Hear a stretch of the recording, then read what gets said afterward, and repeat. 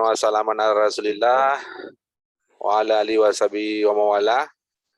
Baik, saya panggilnya apa ini? Baiknya panggilnya teman-teman aja ya. Biar lebih fair dan biar lebih dekat gitu ya. Aurel ya, Aurel Latifa Safana ya. Nama saya Adi Irfan, saya dari Banda Aceh. Asalnya saya dari Sigli. Kemudian lama tinggal di Banda Aceh dan sekarang tinggalnya di Aceh Besar ya. Mudah-mudahan semuanya tahu di mana Aceh Besar. Baik teman-teman semuanya, adik-adik mahasiswa dari seluruh Indonesia. Jadi hari ini saya diamanahkan oleh Ibu Safriana ini untuk melakukan refleksi, yaitu perenungan. Perenungan di sini bukan arti kita merenung atau misalnya kita bahasa Acehnya tahu-tahu gitu ya. Tapi ini adalah suatu bentuk kita mencari, mengintrospeksi diri dalam rangka mencari siapa kita berdasarkan pembelajaran yang sudah ditayangkan atau dihadirkan oleh Ibu Safriana dalam beberapa hari yang lalu atau minggu kemarin dalam modul Nusantara, yaitu yang pertama tentang Museum Aceh, kunjungan atau field visit ke Museum Aceh, dan yang kedua ke makam Raja-Raja Aceh atau makam Kandang Muh namanya ya. Jadi dari dua itu kita coba merefleksi. Jadi bentuk refleksi di sini adalah kita ini santai saja, gitu ya, lebih kepada diskusi-diskusi ringan saja. Tidak, ini bukan ujian, jadi jangan terlalu tegang ya Aurel ya. Relax aja. Nah, Aurel dari mana nih Aurel? Dari Jogja, Pak. Jogja ya. Ya. Sudah pernah ke Aceh belum? Belum pernah. Ya. Oke, baik Aurel. Ada Rofi juga, Sifaur Rojabi ya. Baik. Jadi ini pengantar dulu dari saya. Ada beberapa catatan yang kemarin disampaikan oleh Ibu Safriana ke saya, termasuk pertanyaan dari adik-adik yang waktu itu juga saya kebetulan ada di museum ditanyakan tentang Rumah Aceh khususnya, dan juga nanti kita akan tentang makam Raja-Raja Aceh yang kiranya kemarin itu masih belum mendapatkan jawaban yang spesifik. Nah, yang pertama yang sudah saya catat di sini adalah misalnya kenapa Rumah Aceh itu yang masih dipertanyakan menghadap ke barat dan ke timur, gitu ya. Nah, jadi adik-adik semuanya, Rumah Aceh itu bukan menghadap ke utara dan selatan seperti yang terlihat dari apa namanya yang seperti Anda lihat. Tapi justru Rumah Aceh itu menghadap ke barat dan timur.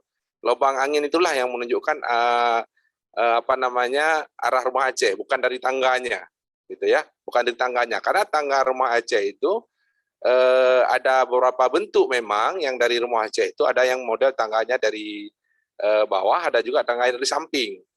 Jadi yang arah Rumah Aceh sendiri itu adalah itu dari arah lubang anginnya.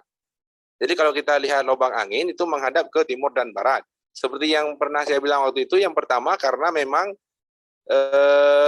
Rumah Aceh ini, rumah adat Aceh, Rumah Aceh itu dibangun memang dengan penuh filosofi. Selain sebagai tempat berteduh orang Aceh atau istilahnya rumah, juga di Rumah Aceh ini apa namanya berbagai hal sejarah terjadi dari Rumah Aceh. Khususnya misalnya seperti kemarin itu Rumah Cunyadin atau Rumah Dekuma, di situ juga disusun perjuangan-perjuangan pada saat melawan penjajah dan sebagainya. Di Rumah Aceh itulah semua strategi dibuat, gitu ya. Kemudian dirapatkan lagi di Masjid Raya, kemudian bagaimana menghadang Belanda, sehingga Aceh bisa dikatakan memang tidak pernah dijajah 100% oleh Belanda. Artinya, walaupun rajanya sudah mati, Aceh ini juga masih terus berperang membentuk kelompok-kelompok kecil. Misalnya, yang seperti Anda kenal, ada perjuangan Hasan Tiro, Tungu Sidi Tiro, ada perjuangan Panglima Tunku Ulai Balang, dan macam-macam itu ya. Jadi Panglima Polim juga. Nah, itu artinya menunjukkan bahwa Aceh ini pada prinsipnya memang tidak pernah dikuasai oleh Belanda, meskipun rajanya sudah wafat. Nah, perjuangan-perjuangan kecil-kecil itu juga yang menjadikan sampai hari ini masyarakat Belanda itu sangat respect terhadap Aceh, sehingga banyak benda-benda bersejarah Aceh itu yang dibawa pulang ke Belanda. Kebanyakan itu berada di museum di Belanda. Nanti mudah-mudahan kita ada kesempatan berkunjung ke sana, tepatnya di Leiden, di Leiden University. Di sana banyak para para punggawa-punggawa sejarawan Aceh sudah pernah berkunjung ke sana dan memang mengakui bahwa ada benda-benda yang bersejarah dari Aceh yang diambil dan dibawa ke sana oleh Belanda, dikarenakan memang ada kesan-kesan dari Belanda dalam perlawanan Aceh, termasuk meriam yang di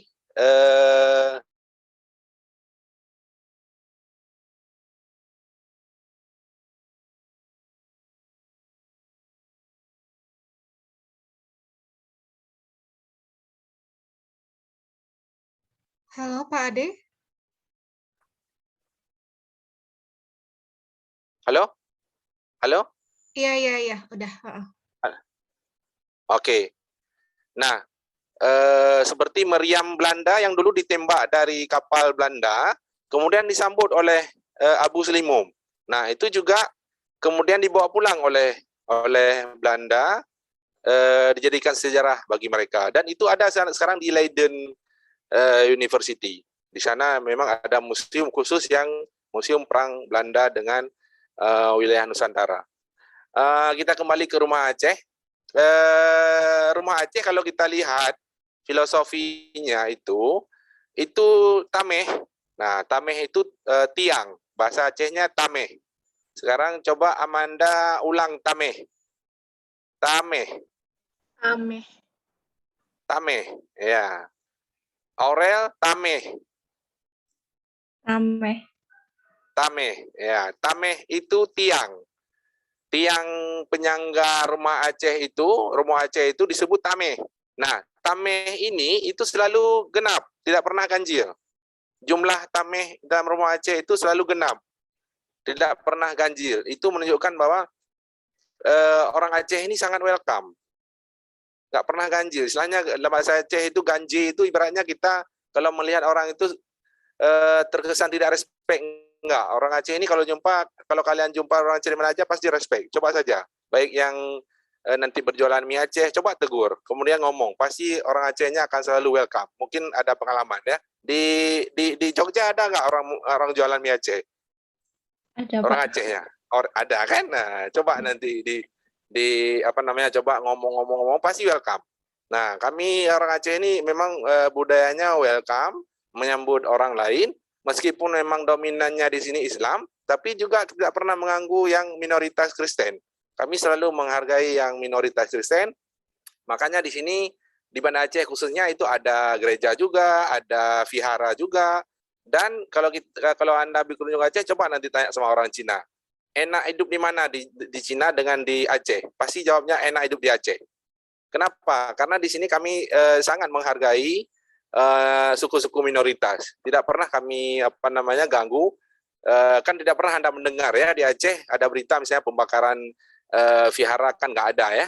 Makanya ini menunjukkan bahwa toleransi di Aceh dan khususnya di Banda Aceh ini sangat tinggi. Kembali ke rumah Aceh tadi, kemudian seperti yang sudah di video visualkan oleh Ibu Safriana kemarin, rumah Aceh ini terdiri dari 3 serambi. Bahasa Acehnya seramo. Nah, coba sekarang Fatihatun diulang, seramo. Seramo, mana Fatihatun nih? Terdengar? Nur Fadilah Hadiyati. Dari mana Nur Fadilah? Saya dari Bogor, Pak. Dari Bogor. Nah, sekarang diulang, seramo. Seramo. Seramo ya. Seramo bahasa Aceh, bahasa Indonesianya serambi. Jadi ada 3 serambi, ya kan? Serambi depan, serambi tengah, serambi belakang. Serambi depan itu Seramo ke. Nah, sekarang siapa nih saya minta bantu nih untuk mengulang. Siti Maimunah. Dari mana Siti Maimunah? Dari Pasuruan. Ya, dari Pasuruan. Seramo ke. Seramoke. Seramo ke, ya. Seramoke. Ya, bukan ke. Ke.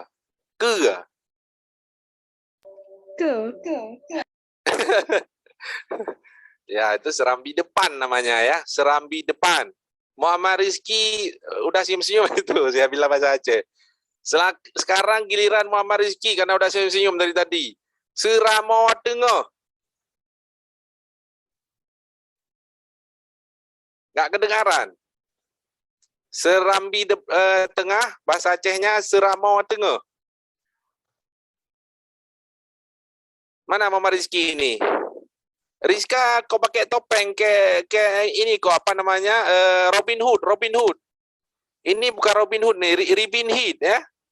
Coba sekarang Rizka ulang. Seramo Tengah. Saya mau dengar suaranya ini. Masa mahasiswa nggak ada suara? Seramo Tengah. Seramo Tengah. Ya, bukan Seramo. Seramo. Seramo Tengah. Tengah. Ya. Tengah. Kenapa pakai tengah? Jangan tengah. Tuh. Ya, Seramo Tengah itu Serambi Tengah. Kemudian Seramo Likut, Serambi belakang. Afriska, PGMI Unisma. Dari mana nih Unisma ini di mana? Dari Malang, Pak. Oke, dari Malang. Silakan. Di Malangnya apa di Batu atau di mana? Emang di Malang? Di Malangnya. Oke. Seramo Likut. Seramo Likut. Nah, artinya bahasa Indonesia atau Serambi diterima belakang. Serambi belakang. Ya, mantap. Berarti udah tahu ya bagian-bagian Romo Aceh. Alhamdulillah sudah Ibu Sabrina, berarti ini udah sukses ini. Sekarang tangga dalam bahasa Aceh itu riun. Rifan Eriansyah. Mana Rifan? Hadir, Pak. Rifan. Oke. Sekarang Rifan. Coba Rifan. Riun. Rien. Riun. Rieng. Riun. Riun. Ya, riun. Bagus. Artinya Tangga. tangga. Mantap. Rifan dari mana? Jakarta, Pak. Dari Jakarta. Bahasa Jakartanya riun apa? Tangga apa? Tangga juga kayaknya, Pak. Oh, bahasa Betawi masa tangga-tangga. Ya, tangga. Tanggi, enggak? Iya, kayak. Iya, kayak. Nah. Betawi. Bukan orang Betawi soalnya. Oh, bukan orang Betawi ya. Oke. Timotius Surya. Dari mana, Timo? Semarang, Pak. Timo? Dari Semarang, Pak. Dari Semarang. Bagus. Universitas Negeri Semarang? UNES? Iya, Pak, betul. Betul. Sekarang atap. Nah, atap di rumah Aceh itu dalam bahasa Acehnya disebut ubung. Nah, sekarang kita minta nih diulang. Ubung. Ubung. Ubung. Ya, ada juga yang bilang ubung. Ubung. Ubung ya, oke. Timo ya, udah bisa ya, alhamdulillah. Nah, selain karena kemarin yang saya bilang bahwa rumah Aceh dibangun arah menghadap ke timur barat atau barat timur itu dikarenakan sering adanya angin barat di Aceh, itu juga menandakan bahwa arah kiblat. Jadi di Aceh ini menghadap kiblatnya itu ke barat. Nah, jadi menghadap kiblatnya itu ke arah barat, sehingga itu memudahkan orang Aceh dalam pelaksanaan ibadah, terutama ibadah agama Islam ya. Jadi itu kuncinya. Nah, selain itu rumah Aceh ini selain di filosofinya untuk memudahkan ibadah, juga rumah Aceh ini tahan terhadap hampir berbagai jenis bencana kalau bisa kita bilang ya. Banjir, Kemudian juga gempa tsunami kemarin, alhamdulillah tidak ada satu pun rumah Aceh yang roboh. Bangunan banyak yang roboh. Bangunan-bangunan misalnya gedung-gedung bertingkat, kalau Anda lihat di TV ya, itu banyak yang roboh, rusak. Ada satu pun di berita yang kami lihat rumah Aceh itu yang roboh, rusak dan hancur karena gempa yang maha dahsyat kemarin itu sampai tercatat sampai 9, sekian SR. Allahumma fir lahum untuk korban tsunami Aceh. Nah itu nggak ada yang roboh satu pun. Kenapa? Rupanya setelah kita pelajari lebih dalam, tidak ada satupun di rumah Aceh itu yang dibuat atau dibangun menggunakan paku, nggak ada.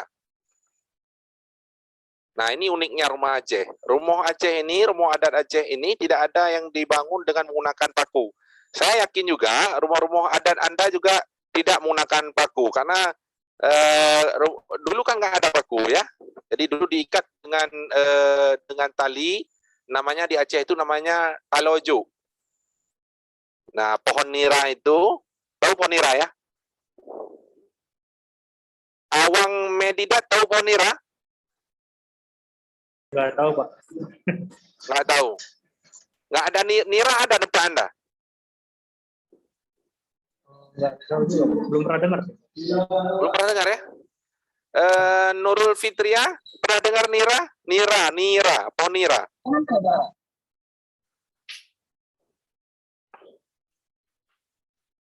Nurul Fitria? Pernah lihat ya, Pak. Ya, pernah dengar tapi belum pernah lihat. Oke. Kolang kaling tahu kolang kaling? Tahu kalau itu. Nah, itu kolang kaling itulah itu dari pohon nira kalau di sini. Nah, itu nira di sini namanya itu bakjo. Pohon nira itu bakjo. Nah, Faradia Aura. Sekarang diulang. Bakjo. Jo. Bakjo. Hijau. Bukan bakjok. Itu udah bakjok itu. Bakjo. Pak Jo. Bukan Pak ya. Jangan Pak Jo. Itu salah. B ya. Bakjo. Pak Jo. Tahu ya, Faradia tahu pohon nira ya? Kolang kaling Iya, tahu tahu, ya? Pak. Tahu. Oke. Nah, di rumah Aceh itu diikat hampir kalau atapnya malah diikat dengan pohon nira itu, dengan tali pohon nira itu bakjo. Warnanya hitam ya. Faradia ya. Mana tadi? Dia warnanya hitam. Nah, diikat dengan itu. Nah, kalau apa namanya sambungan antara satu rumah Aceh dengan rumah Aceh itu dipahat sedemikian rupa sehingga dia tidak menggunakan paku sama sekali. Semuanya menggunakan kayu. Kalau bukan paku itu paku kayu yang dibuat. Artinya tidak ada paku besi. Diikat, malah di sini ada istilahnya namanya toy. Nah, coba Nur Fadila Hadiati, toy. Doi. Bukan doi. Toy. Telur. Toy. Doi. Toy. Toy. Toy. Toy itu bahasa Indonesia apa ya? Saya juga nggak tahu bahasa Indonesia apa itu. Toy itu adalah alat yang dibuat sedemikian hingga dia dimasukkan ke dalam celah-celah sambungan apa namanya antara kayu yang dipahat. Nah, itu mengakibatkan dia menjadi kuat. Nah, toy itu kadang-kalanya diganti. Beberapa tahun nanti diganti sama seperti atap. Karena dia bisa aus. Karena aus kenapa? Bisa jadi karena goyangan-goyangan gempa yang mengakibatkan dia aus ya. Sehingga ada pergantian toy namanya. Ada juga pergantian atap. Kalau atap itu terbuat dari pohon sagu. Tahu pohon sagu ya? Timotius tahu ya pohon sagu ya? Tahu, Pak. Oke. Udah pernah makan sagu? Papede itu paling Papede. dibuat PP. Yang dibuat Papeda itu Pak. Waktu itu pernah Ah. ke Manado. Oke, oke. Ya, betul. Nah, kalau di Aceh itu pohon sagu itu namanya bak sage ya. Nah, itu ya bak sage ya. Jadi daunnya itu dijahit sehingga dibuat jadi atap pohon rumah Aceh. Nah, waktu hujan dia juga tidak. Nah, ini yang kerennya pohon sagu ini, atapnya itu daun-daunnya waktu hujan kita tidak merasa kedinginan tidur di rumah Aceh. Kemudian waktu kemarau kita tidak merasa kepanasan. Karena memang prinsip pohon sagu itu dia seperti ada pengatur suhu seperti itu ya. Saya juga nggak tahu kenapa. Dan memang seperti itu kalau kita tidur di rumah Aceh itu kalau hujan tidak kedinginan, kalau musim panas ya musim kemarau kita tidak panas. Jadi sirkulasi udaranya juga bagus sehingga di rumah Aceh ini nyaman sekali kita tidur. Cuma sekarang keberadaan rumah Aceh ini memang sudah sangat langka dikarenakan memang pembuat rumah Aceh ini tidak sembarang orang. Jadi di Aceh ini kalau istilahnya tukang kayu itu namanya utuh. Nah, ada utuh dia, ada tukang kayu khusus dia memang membuat rumah Aceh, dan ada kayu-kayu khusus dia yang dipilih dari hutan-hutan Aceh untuk pembuatan rumah Aceh. Jadi tidak sembarang kayu bisa digunakan untuk pembuatan rumah Aceh. Nah, karena dia apalagi tamehnya tadi, tiang-tiangnya, dia harus benar-benar yang kuat dan yang lurus, nggak boleh bengkok-bengkok. Nah, ini yang apalagi sekarang di Aceh susah karena memang banyak hutan-hutan kita sekarang yang jadi hutan lindung, sehingga keberadaan kayu menjadi semakin sedikit. Nah, itu kalau filosofi rumah Aceh. Terus mengenai lukisan yang kemarin juga dipertanyakan, sebelum nanti juga kita diskusi, saya refleksi sedikit. Ukiran di rumah Aceh itu dibuat oleh utuh itu, kebanyakan memang ukiran seperti kata Ibu Safriana kemarin yang saya lihat dalam video refleksinya, itu kebanyakan memang ukiran-ukiran bunga-bunga, kemudian ukiran-ukiran kalimah-kalimah syahadah seperti la ilaha illallah Muhammadur Rasulullah, dan kebanyakan memang bunga dan seperti itu. Dan banyak sedikitnya ukiran pada rumah Aceh itu tergantung punya siapa rumah Aceh itu. Malah rumah Aceh yang besar di Aceh itu namanya Rumah Gudung. Pernah dengar? Rumah Gudung. Nah, coba Siti Maimunah, Rumah Gudung. Mana suaranya? Rumah Gudung. Ya. Rumah Gudung. Ya, oke, Rumah Gudung ya. Gudung. Ya, itu rumah Gudung itu atau rumah gedung itu adalah rumah yang ditinggali oleh bangsawan Aceh. Di Aceh namanya Ule Balang. Ule Balang. Rizka udah pakai kacamata hitam lagi ini. Silau ya Rizka ya, silau ya. Ule Balang Rizka? Ule Balang. Bangsawan Aceh itu disebut Ule Balang. Dia bergelar T, ampun ya, T di awalnya itu. Jadi kalau jumpa orang Aceh namanya T Iskandar, T Arafat. Nah, itu berarti dia keturunan ampun.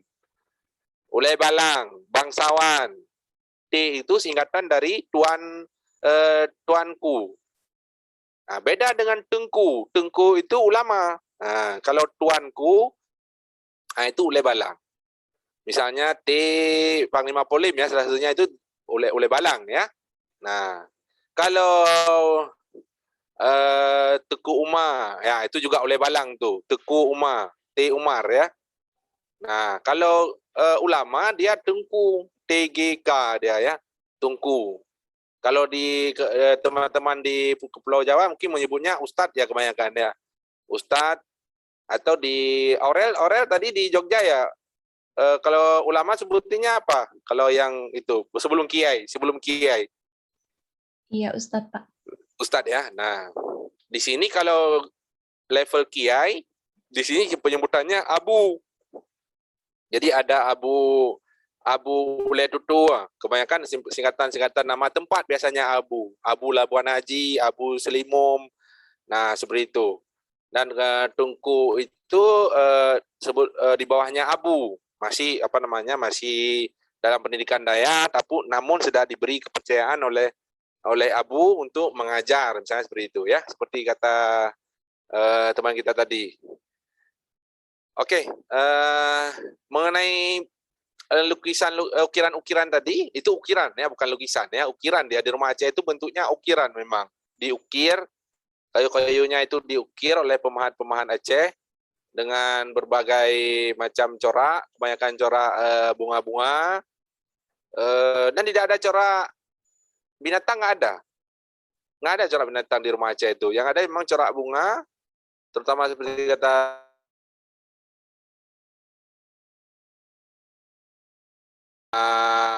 selanga ya, bentuk-bentuk seperti itu kebanyakan yang dibuat, termasuk pada makanan-makanan Aceh juga kebanyakan juga bentuknya bentuk-bentuk bunga. Kalau Anda lihat, ada namanya kekarah misalnya, ada boy juga bentuk bunga. Di boy ada yang ikan satu. Nah ini di boy ada yang ikan satu, kue tradisional Aceh. Yang lain kebanyakan bunga, apalagi yang di rumah-rumah ya. Oke, saya kira itu ya refleksi untuk yang rumah Aceh. Kira-kira ada yang ingin ditanyakan sebelum kita berpindah ke makam raja, atau saya yang bertanya boleh juga, lebih bagus ya. Nah, Rofi Syaur Rojabi, mana Rofi? Kok gelap Rofi? Mati lampu bukan? Enggak, Pak. Oh, Jaringannya. memang jaringannya gelap ya. Ini yang Timotius kok udah ke planet Mars ini? Nah, itu double akun, Pak. Satunya di HP. Oh, oke. Oh, ada dua ya. Terus Ana Rofiko. Nah, Ana dari mana, Ana? Ana, kedengaran? Halo? Halo, Ana? Ana? Apa si Ana udah tidur? Brenda Lydia. Brenda? Siapa? Halo. Ya. Sama Pak. Ada Nggak berapa bisa on cam selam? dulu. Halo, Brenda, kenapa? Siap. Nggak bisa on cam dulu, Pak. Jaringannya agak jelek. Mohon maaf. Di mana, Brenda? Mohon maaf, belum bisa on cam dulu, Pak. Karena jaringannya masih jelek. Nggak apa-apa. Nggak apa-apa. Saya tanya Brenda di mana? Dari mana?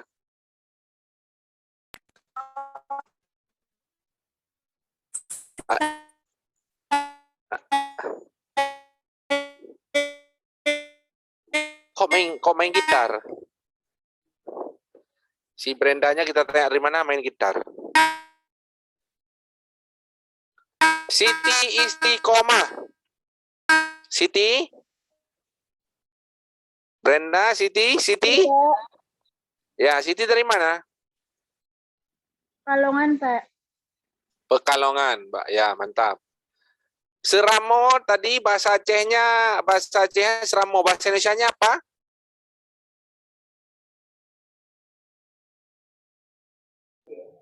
Serambi, Pak. Oh, Timotius, mantap. Saya tanya Siti, jawab Timotius. Jangan-jangan ada chemistry ini ya? Antara Pekalongan dengan Timotius, di mana tadi Timotius? Ya, bagus. Cepat ya belajarnya ya. Najwa Faiza, tiang, bahasa Acehnya apa Najwa?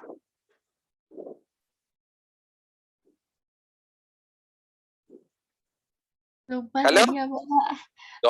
Kan? Nah kan, udah tadi. Nah, ini saya ulang nih. Tame. Sekarang Najwa mengulang. Tame. Tame. Ya, oke. Ini jangan lupa lagi. Ya. Oke. Nah, jadi apa yang bisa kita ambil nih dari penjelasan yang sudah Ibu Sabriana bilang kemarin tentang Romo Aceh, Dan saya sangat yakin masing-masing tempat di Faradia ada rumah adat Faradia di tempat Faradia. Rumah adatnya nggak ada sih Pak di sekitar sini. Paling kalau mau ngeliat rumah adat ya di itu Taman Mini. Lengkap. Oh, di Jakarta ya berarti ya. Iya. Nah kan, jadi rumah Faradia ini asli Betawi bukan? Wah, saya campuran Pak. Jawa, Oh. Jawa Betawi. Jadi suku apa? Jawa ada, Betawi ada. Berarti mamanya Jawa, ayahnya? Ayah yang Jawa, ibu Ah, yang mama. Jakarta. Ya, berarti harus bersyukur dong ya kan. Berarti Faradia harusnya bisa tahu dua adat di Jawanya apa.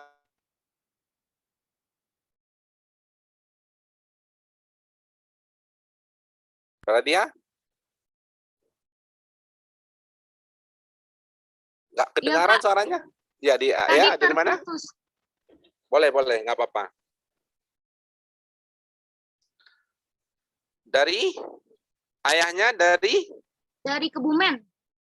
Kebumen, Iya. Jogja, Jawa Tengah ya? Sebelum ya Jawa Tengah juga, tapi belum Jogja. Ya betul. Tapi masih Jawa Tengah ya Kebumen Ya, ya. betul. Betul. Ya. Terus ibu dari Betawi ya. Dari Betawi. Ya. Harusnya tahu dong dua-duanya rumah adat Betawi apa namanya. Ayo disampaikan. Aduh, kalau Betawi apa ya, Pak? Ketawa. Namanya? Nah, kan?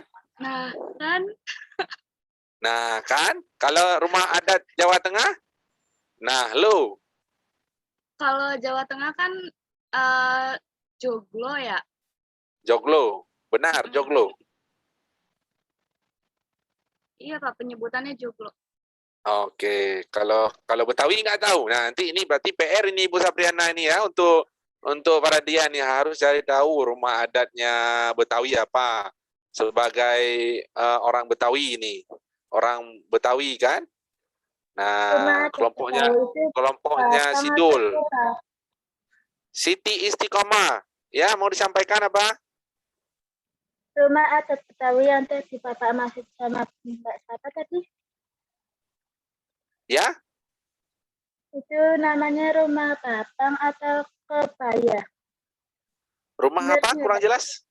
Rumah adat Betawi namanya? Bapang atau kebaya?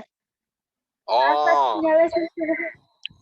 Ya, nanti dipastikan dulu jangan salah ya. Nah, jadi apa yang perlu kita renungkan dari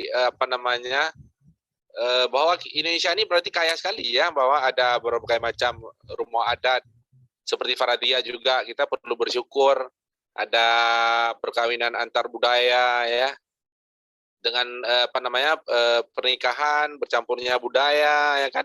Tidak tertutup kemungkinan juga Anda nanti bisa ke Aceh, mungkin siapa tahu berjodoh dengan orang Aceh, kan nggak masalah juga ya. Nah, nah ini si Nur Fadila ini udah senyum-senyum nih. Kayaknya udah ada koneksi kemari nih ke Aceh nih. Ya disilakan ya kan, nggak apa-apa. Makin ini kan makin bagus ya kan. Kalau dulu ya, misalnya nikah antar ini agak ini ya, sekarang malah antar ini ya, antar pulau, malah Aceh Papua ya silakan nggak masalah, ujung-ujung malah ya kan. Nah artinya apa? Bahwa Indonesia ini memang kita beragam-ragam ya, bermacam ragam, berbagai macam suku-suku, rumahnya juga berbagai macam. Yang penting kita harus mengenal siapa diri kita, mencintai budaya kita. Caranya bagaimana? Ya seperti tadi, kalau bisa melestarikan budaya-budaya yang sudah ada kita, mempelajari apa itu budaya kita sendiri, dan kita harus bangga ya dengan budaya-budaya kita. Bukan artian kita ini berkota-kota, enggak. Ini justru menunjukkan bahwa kita ini sangat kaya gitu ya, dari seni, dari budaya, dari berbagai macam juga sangat kaya. Tentu nanti Anda juga akan diberi tugas nih oleh Ibu Sapriana, tidak hanya rumah Aceh atau budaya Aceh terus yang akan diceritakan. Anda juga harus siap menceritakan budaya Anda Seperti misalnya Afriska tadi dari mana? Dari Malang ya tadi ya? Iya, Dari Malang, Pak. Malang. Diceritakan Malang itu ada apa? Ada Selekta di situ ya? Ada, Pak. Ya, ada mandi-mandi di situ. Boleh, Pak, mandi di situ. Ya iyalah boleh. Jangan lupa bayar tiketnya ya kan? Ya kan? Nah seperti itu diceritakan apa keunikan-keunikan kita sehingga dengan belajar modul Nusantara ini kita lebih mengenal siapa diri kita, menghargai budaya bangsa kita, tidak gampang terpengaruh dengan budaya orang. Nah, artinya seperti itu ya. Walaupun kita memang dengan perubahan zaman ini ya kita harus mengikuti lah. Misalnya sekarang TikTokan, ya kita TikTokan di rumah budaya kita, jangan TikTokan di tempat yang aneh-aneh. Kan gitu. Sambil kita memperkenalkan budaya kita ke orang. Gitu ya. Kita tetap menjaga budaya-budaya kita. Seperti menghargai bagaimana melestarikan, merawat, mempublikasi, membicarakan. Nah, itu hal-hal yang akan merawat kebinekaan atau ke Indonesia kita, ya kan? Oke, Awang Medidat. Dari mana Awang? Dari Bogor, Pak.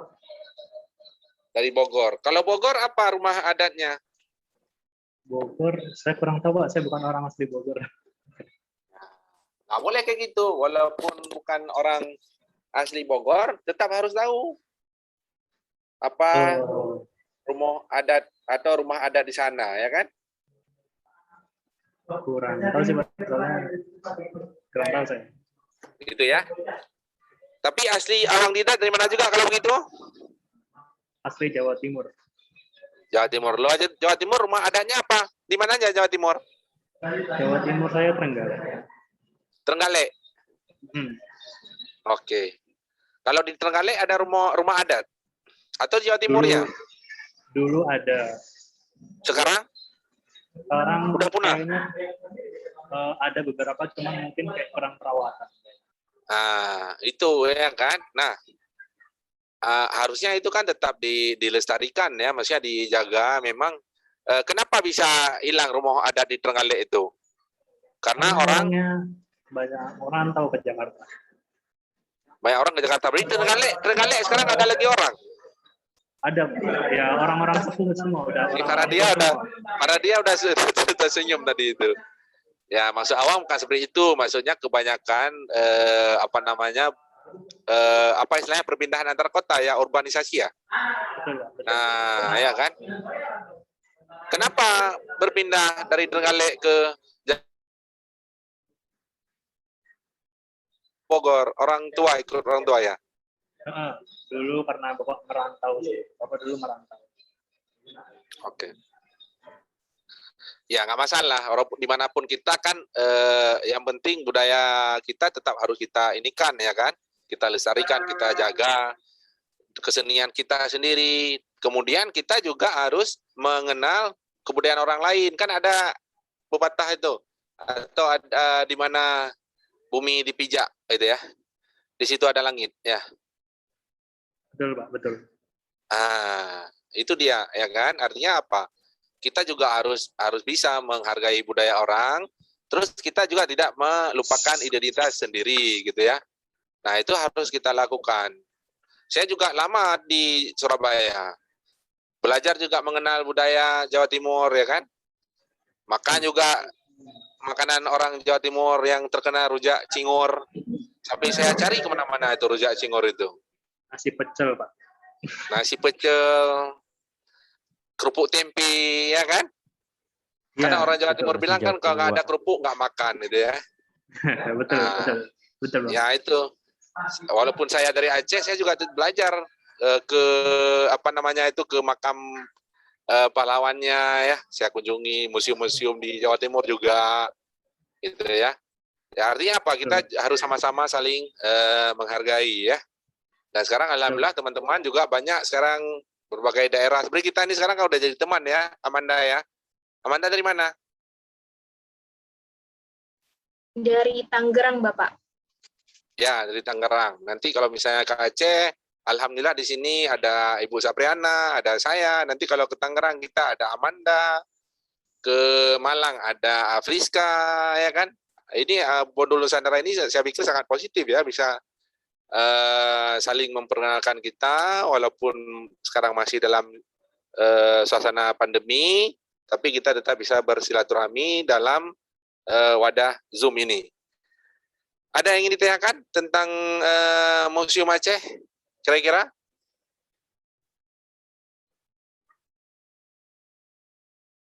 Saya persilakan, ingin untuk berdiskusi. Pak, izin bertanya. Jadi, Boleh. saya mau nanya, kalau rumah Aceh itu ditempatinnya sekarang ya, itu sama siapa ya? Apakah oleh yang kayak pejabat atau semua orang bisa akses? Apakah semua orang bisa punya rumah Aceh atau hanya orang-orang tertentu? Pertanyaan yang bagus dari nama siapa tadi? Saya Adia, karena kebetulan saya sendiri di Bukit Tinggi ya, karena saya asalnya dari 2 tempat. Ibu saya orang Minang asli, papa saya orang Jawa. Jadi di Minang itu, di Bukit Tinggi, saya punya satu keluarga, dia punya rumah gadang. Nah, rumah gadang salah satu keluarga saya itu bisa mau dibawa ke Wali Nagari buat jadi kayak lupa namanya apa sih, buat dilestariin lah intinya. Oke. Bagus. Nah, ini juga teman kita dari Padang. Nama siapa tadi namanya? Saya Adia, tapi saya aslinya orang Adia. Tangerang Selatan, tapi ibu saya Minang tapi tinggal Jakarta. Papa saya Kartasura tapi sempat pindah ke Tangerang. Jadi sebenarnya Adia siapa? Bingung kan, jadi kayak tentang Tangerang iya, tapi Minang juga iya, Jawa juga iya. Itunya yang nggak penting. Yang pentingnya justru sekarang Adia ini adalah sekarang punya berbagai macam darah, ya kan? Punya Minang, punya kalau Anda telusuri di Aceh ini juga ada orang Minang loh, di Aceh Selatan itu. Nah, di sana mereka berbahasa Jame, bahasa Jamu. Persis seperti bahasa Padang. Siko. Nah. Imo, Anam, kayak gitu. Persis sama itu di daerah Aceh Selatan, Aceh Barat Daya, dan kebanyakan memang bertali kolega atau bertali darah dengan orang Padang. Dan mereka saling kunjung mengunjungi. Setiap tahun sekali pasti kunjung mengunjungi itu, dari Aceh Selatan ke Padang, dari Padang ke Aceh Selatan. Adia tahu itu? Enggak ya? Saya belum pernah ke Aceh, jadi baru tahu. Yang sering ke Aceh itu papa saya dinas kan. Oke. Gak apa-apa, nanti kapan-kapan ikut papanya, nebeng ya, biar di Aceh. Nanti jumpa sama kami di sini. Nah, ya dia ya. Oke, jadi bagus pertanyaannya tadi. Siapa sih yang berhak menempati rumah Aceh itu? Pada prinsipnya, semua orang itu berhak menempati rumah Aceh. Namanya juga rumah Aceh. Rumahnya orang Aceh. Seperti Joglo juga tadi, rumahnya orang Jawa Tengah. Ada yang imang harus dipilih, saya harus duduk ini. Nggak ada. Silakan saja. Nah, tapi tadi seperti saya bilang, kalau misalnya bangsawan itu rumah Acehnya yang sudah besar. Namanya rumah gedung tadi, rumah gedung. Nah, itu ditempati oleh bangsawan Aceh. Kenapa rumahnya besar? Ya, namanya juga bangsawan. Sama seperti bangsawan sekarang, pejabat-pejabat sekarang. Ada pembantu, ada, ya kan? Jadi ada tempat-tempat sehingga dia harus dibesarkan, namanya rumah gedung. Nah, bagi yang masyarakat biasa, rumah Aceh ya rumah adat seperti biasa. Rumah Aceh. Pada prinsipnya rumah Aceh ini pada dasarnya bukan rumah adat. Sekarang aja di rumah adat karena memang seperti dikatakan tadi harus dilestarikan karena memang sudah sangat makin langka. Orang lebih suka membangun rumah beton kalau orang Aceh bilang tuh. Rumah yang dibuat dari batu, dari semen itu namanya rumah beton di sini. Nah, rumah Aceh ini semakin langka. Malah sekarang kebanyakan yang rumah Aceh ini seperti yang teman kita bilang juga tadi, Adia, dibeli oleh tempat-tempat bersejarah, misalnya museum-museum untuk dilestarikan. Karena memang minim. Kebanyakan rumah Aceh seperti di tempat saya itu di PD itu memang banyak masih masih lumayan banyak lah. Kalau wilayah-wilayah Aceh Utara sudah sangat minim. Yang seperti tempat Ibu Sabriana ini minim sekarang rumah Acehnya. Apalagi di kota-kota, misalnya kota Banda Aceh, ya itu justru lebih minim lagi. Malah hanya beberapa yang tersisa mungkin. Dan kebanyakan memang sudah dialihfungsikan, misalnya dijadikan, kalau di Aceh ini kan terkenal dengan warung kopi ya, dijadikan tempat warung kopi. Satu sisi positif, karena memang sambilan ngopi bisa memperkenalkan budaya Aceh. Ini loh rumah Aceh, seperti itu ya. Jadi orang tanpa perlu berkunjung ke museum, cukup berkunjung ke kafe di sini yang sudah disulap dari rumah Aceh, jadikan kafe. Nah, justru itu lebih memperkenalkan rumah Aceh ini kepada para tamu-tamu atau wisatawan-wisatawan baik dari dalam maupun luar. Nggak ada ininya, dia nggak ada pembatasannya, silakan saja. Tapi seperti kata teman kita dari Trenggalek tadi, Awang ya, memang Iya Pak, betul. kebanyakan lebih suka membangun rumah beton sekarang, nggak tahu kenapa. Tapi saya justru suka rumah Aceh. Karena di bawah rumah Aceh itu kita tidak perlu membangun lagi garasi mobil. Karena emang cukup masuk mobil situ udah. Nah, di bawah itu juga bisa difungsikan macam-macam. Bisa untuk santai dan sebagainya sebenarnya. Nggak perlu lagi kita buat teras. Karena memang sudah di bawah rumah Aceh itu sudah berfungsi sebagai teras. Dan juga sebagai macam-macam seperti kemarin yang terlihat di rumah Aceh itu memang tempat penyimpanan padi juga, yang krong besar yang seperti lingkaran itu ya. Nah itu sebenarnya fungsi rumah Aceh yang dibuat bertiang-tiang seperti itu. Nggak ada pembatasan Nadia. Kalau di Minang sendiri bagaimana? Apakah rumah gadang itu ada pembatasan? Kak, aku kurang tahu sih, cuman mungkin mulai sedikit ya, cuman ada di tempat-tempat tertentu, tapi semua orang kemungkinan kayak bisa sih, karena satu keluarga saya ada juga yang punya. Jadi kurang tahu juga, cuman yang saya tahu ada satu, cuman mungkin karena banyak yang nggak di Minang, dia cuma tanya ya satu orang doang aja. Jadi untuk yang lainnya aku kurang tahu. Ya betul. Kalau di sini juga sama sebenarnya, karena langka bukan berarti orang-orang tertentu, enggak. Semua orang boleh memiliki rumah Aceh. Anda juga misalnya mau beli tanah di sini buat rumah Aceh, silakan. Ya, tidak dilarang, ya kan? Karena memang kan yang dilarang itu warga negara asing memiliki tanah di Indonesia, ya kan? Kalau kita sendiri ya nggak masalah. Misalnya mau bangun rumah Aceh di sini ya silakan, mau bangun rumah apa silakan. Nah, di Aceh seperti itu, nggak ada larangan-larangan. Yang tinggal juga silakan. Nah, di Aceh sendiri memang ada tradisi, misalnya seperti di video itu setelah nikah, anaknya misalnya kalau memang orang kaya biasanya dikasih rumah lagi, dibangun rumah lagi, anak yang putrinya. Tapi ada juga yang memang kurang dengan ekonomi yang menengah ke bawah, dia hanya memberikan sebuah kamar untuk anaknya, sampai anaknya misalnya mampu berdikari sendiri, kemudian membangun rumah sendiri, gitu. Makanya di Aceh ini, Seramo itu fungsinya seperti itu, bukan tidur terbuka seperti itu, enggak. Makanya ada bilik namanya. Kalau ada lihat kemarin itu di visualnya Bu Sabriana, itu ada bilik-bilik. Ada bilik tengah, yang memang bilik utama itu di Seramo Tengah itu, di Serambi Tengah, itu digunakan untuk yang tertua di rumah itu, ya orang tuanya lah tentunya ya, atau mungkin masih punya kakeknya di situ berarti. Kemudian anak-anaknya ada di bilik-bilik yang di Seramo belakang, di Seramo depan, nah seperti itu. Nah, oke. Ada lagi yang ingin bertanya? Kira-kira Adia gimana? Bisa dipahami ya? Bisa, Pak. Oke. Kalau rumah gadang sendiri ada serambi nggak? Ada apa namanya?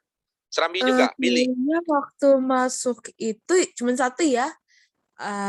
Jadi emang dia agak kayak keangkat. Tapi kalau nenek saya sih emang keangkat karena ada hewan ya. Seingat saya ada tangga, ya ruang tamu kayak biasa ya, sama paling tuh ruang lain-lainnya. Saya agak lupa inget terakhir itu ke sana udah agak lama. Sempet Jadi sih 2019. di Padang itu sendiri rumah gadangnya sendiri berarti cuma satu aja sekarang ya? Maksudnya masyarakat umum nggak punya lagi? Saya sih cuma tahu sempat satu tempat aja di Sungai Pua, tapi tempat lain saya kurang tahu karena emang waktu itu pokoknya bukan 2019, agak lama pas saya SMP lah kurang lebihnya saya ke sana cuma tahunya satu. Jadi waktu 2019 kalau saya rasa sih sedikit sih, tapi saya nggak tahu juga, saya belum lihat yang ke tempat lain. Jadi nggak bisa Oke. langsung simpulin. Tapi prinsipnya kalau di Padang itu semuanya rumah gadang ya. Ukurannya juga sama seperti Aceh atau bagaimana? Ada besar kecil, atau ada yang besar juga belum Saya ini ya, cuma belum. lihat satu doang dari keluarga saya nggak belum lihat yang Oh, lain, jadi oke. kurang tahu. Ya, berarti ini Ibu Sapriana harus memberi ini kepada teman-teman nih, juga membantu memvisualkan rumah adat masing-masing ini, rumah adat. Sehingga Ya, nanti ini ada nanti kenali daerahku, Pak. Nanti ada kita ya tugas bagi mahasiswa jadi mudah-mudahan budayanya. kita juga mengenal nih budaya-budaya dari tempat lain, karena memang kalau kita tidak mengenal ya tentu tidak cinta ya, kan tak kenal tak sayang namanya ya kan. Kalau sudah kenal pasti sudah sayang. Amanda, kalau di tempat Amanda rumah adatnya apa nama? Rumah kebaya, Pak. Tapi saya juga masih bingung itu rumah adat Jakarta atau Tangerang. Nah, itu berarti kan tidak salah ya mengenalkan Nusantara, modul Nusantara dari Kemendikbud ini. Artinya memang ini makin milenial generasinya hilang ini budaya kita, kalau enggak nih makin enggak ada yang tahu. Bisa-bisa kita sekarang nantinya ke depan malah tidak mengenal lagi budaya kita, lebih banyak mengenal budaya Korea itu. Apa namanya itu abang-abang Korea semua ya. Timotius, silakan Timotius. Ini Timotius? Pak, saya tadi sedikit tertarik dengan rumah Aceh, Pak. Tadi kan sempat disebutkan bahwa rumah Aceh itu punya kayu khusus untuk dibangunnya. Kalau memang ternyata setelah saya ingat-ingat juga untuk rumah joglo sendiri yang rumah adat Jawa Tengah itu memang secara tradisi itu punya suatu bahan khusus yang untuk membangun. Jadi banyak kan kalau di Jawa Tengah itu rumah joglo itu harusnya dibangun dengan jati. Ya, sehingga di Jepara itu juga ada yang ukiran jati. Terus kalau di Sunda itu kan saya besar di Bekasi ya Pak. Dan di sana itu rumahnya tuh kebanyakan kalau rumah-rumah adat itu mayoritas menggunakan bahannya bambu. Nah ternyata setelah saya browsing di internet, rumah Aceh itu kebanyakan menggunakan pohon damar. Apakah itu benar Pak? Ya. Atau mungkin ada pohon-pohon yang lain yang bisa digunakan untuk bahasa Acehnya itu, ya terima kasih Timotius. Bahasa Acehnya itu sematu. Coba diulang Timotius, sematu. Sematu. Ya, betul. Itu pohon damar namanya. Kenapa dibuat dari pohon damar? Sebenarnya sama seperti rumah joglo juga Timotius. Kenapa pohon jati? Karena sematu ini sifatnya dia keras, susah dimakan oleh rayap. Malah tidak pernah kita melihat rumah Aceh itu dimakan rayap. Nggak ada rumah Aceh dimakan rayap. Walaupun rayap itu pemakan kayu, tapi nggak ada rumah Aceh yang dimakan oleh rayap. Kecuali rumah Aceh yang dimodifikasi seperti menggunakan kayu-kayu yang memang tidak kayu khusus. Dan Anda tahu kayu sematu itu setelah dipotong, itu direndam di dalam air selama berbulan-bulan. Termasuk untuk kuda-kudanya itu, tahu kuda-kuda ya, yang tempat pemasangan atap. Nah itu dari pohon kelapa bagi yang masyarakat yang agak kurang menengah sedikit ekonominya, itu juga kayunya itu direndam dulu di dalam air sampai berbulan-bulan. Nah sehingga sifat kayunya itu dia sudah keras dan tidak mudah dimakan rayap. Dan saya tidak pernah melihat rumah Aceh itu dimakan rayap. Nggak ada rumah Aceh itu tiba-tiba jatuh dimakan rayap. Itu nggak pernah ada. Dan nggak pernah kita dengar itu, baik rumah adat Aceh maupun rumah adat yang lain.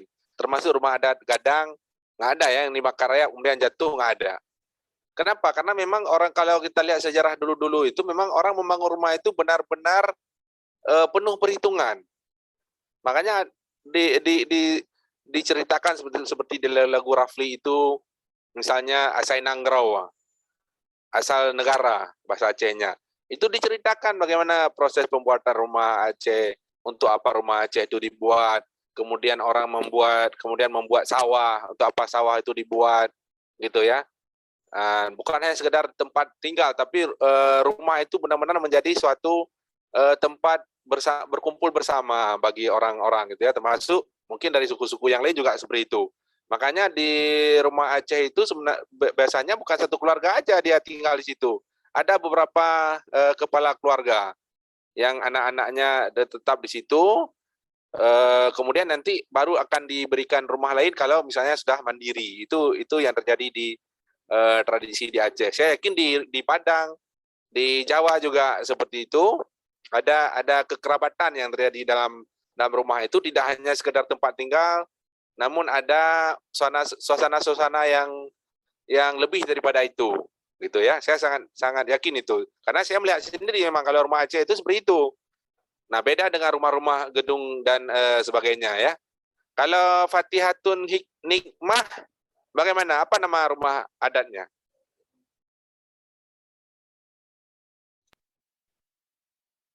Fatihatun tidak terdengar ya, kita tidak mendengar suaranya. Fatihatun.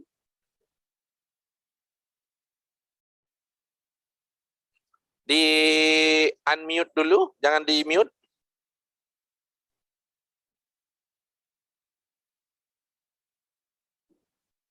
Nggak kedengaran suaranya ya, mungkin apa namanya, mungkin speakernya ya, yang mic-nya ya yang bermasalah ya. Siti Maimunah. Fatihatun di unmute dulu kalau mau bicara. Nah, coba. Oh, nggak kedengaran. Anda kedengaran? Saya tidak. Halo?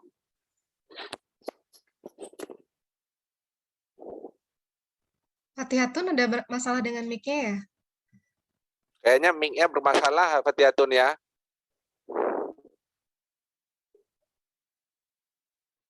Kita beralih ke Najwa. Najwa? Di tempat Najwa nama rumah adatnya apa? Najwa?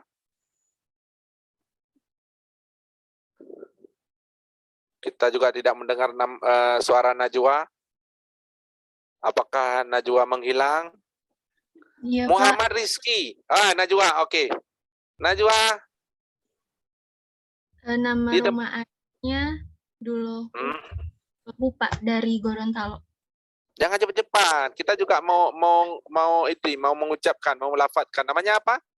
Rumah adat Dulohupa. Dulohku. Dulohupa. Dulohupa. Iya. Dulohupa. Oke. Aurel, coba Aurel diulang Aurel. Dulohupa.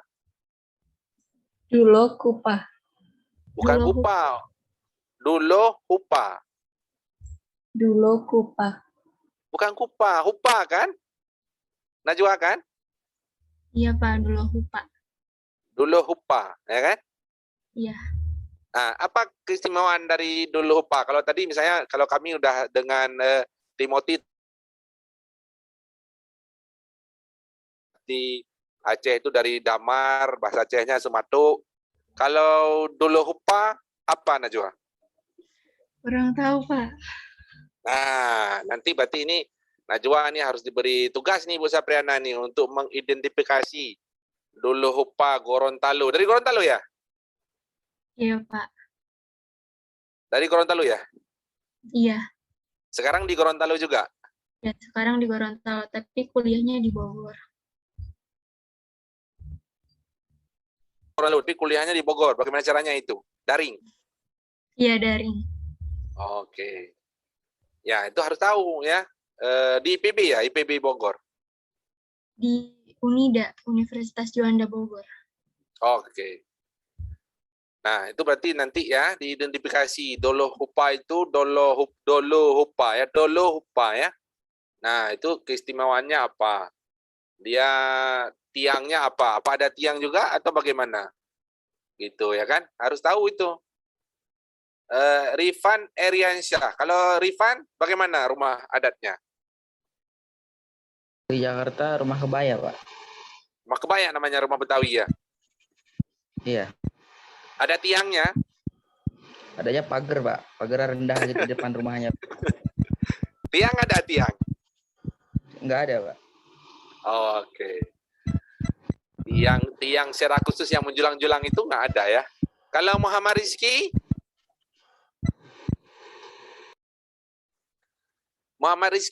kita ingin dengar Ya, suaranya Pak. dari mana?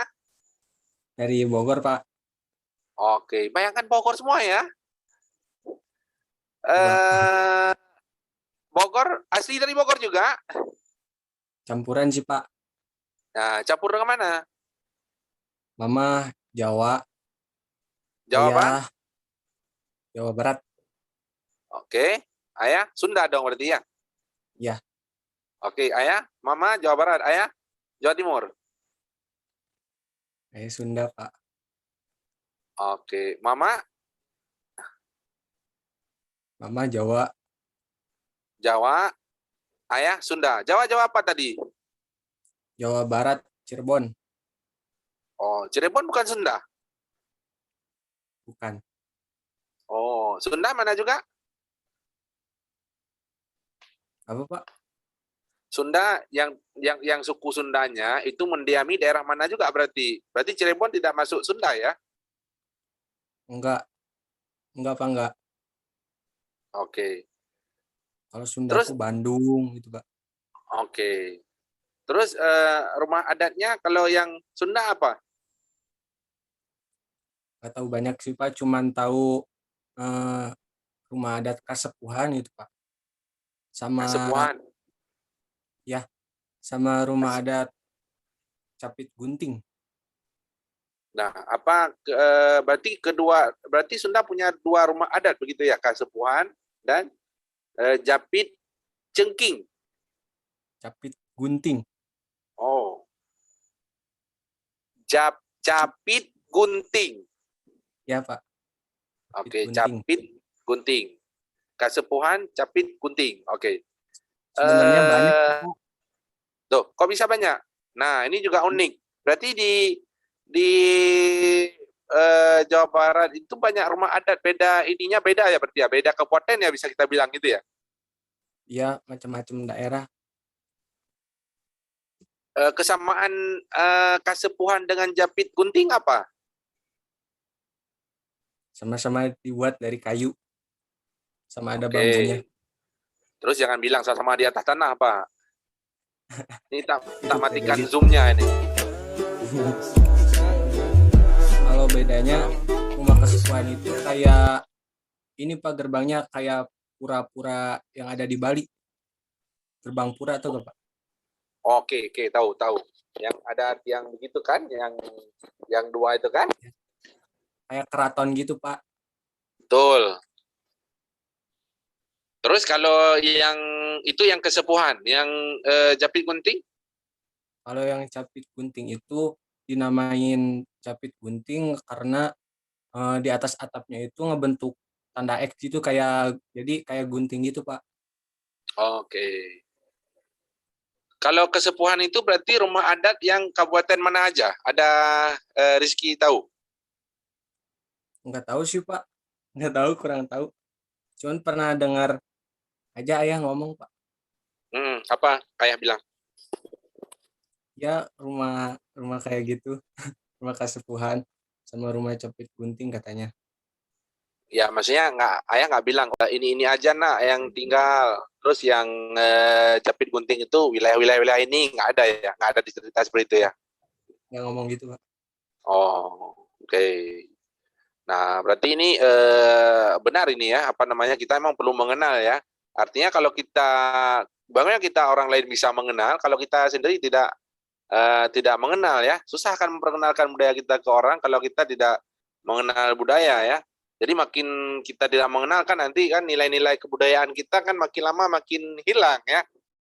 Padahal kalau kita lihat Indonesia kita ini sendiri juga dibentuk oleh nilai-nilai kebudayaan ya kan, nilai budaya kita ini yang membentuk menjadikan Indonesia ini satu gitu ya.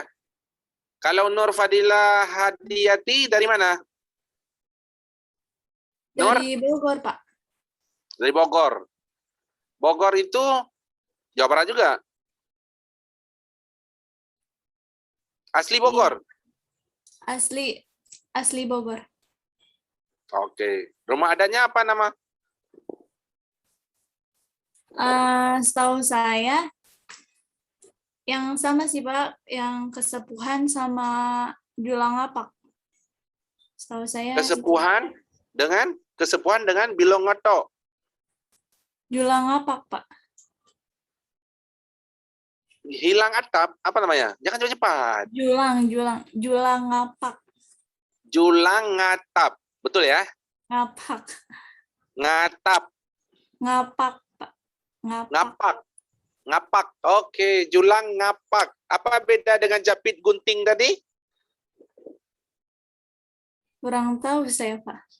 Nah, itu dia. Makanya harus tahu sebagai warga Bogor, dan Bogor itu suku apa sih? Suku apa? Suku Sunda juga, bukan? Iya Kalau Pak, itu Sunda. Kalau Nur suku apa? Sunda. Sunda. Oke. Rizky tadi campuran. Mana Rizky? Iya Pak, campuran. Oke.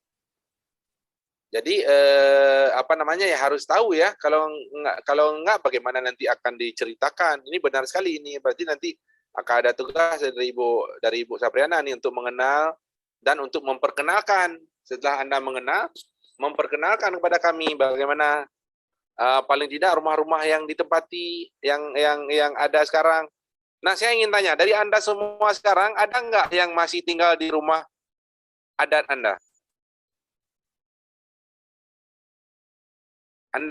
Anda semua, ada yang tinggal di rumah adat? Boleh raise hand atau boleh langsung menghidupkan mic untuk bilang?